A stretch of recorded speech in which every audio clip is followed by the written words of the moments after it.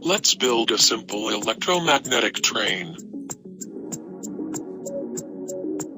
Take a lengthy copper wire coil. Now take an AA battery.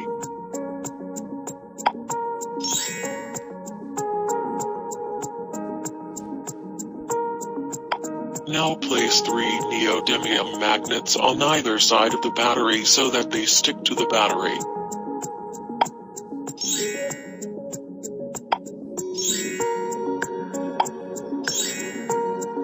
Now insert this battery from right end of the coil.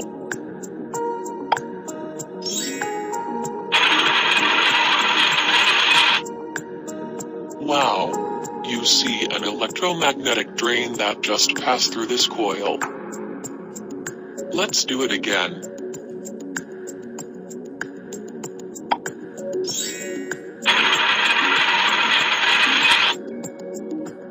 You will notice that the train will only run in one direction because of the magnetic poles. Morales, when you put the battery and magnet inside the copper coil, it causes electrical current to flow through the copper wire, creating a magnetic field in the section of the coil around the battery. This magnetic field has its own north and south poles which push the train along the track.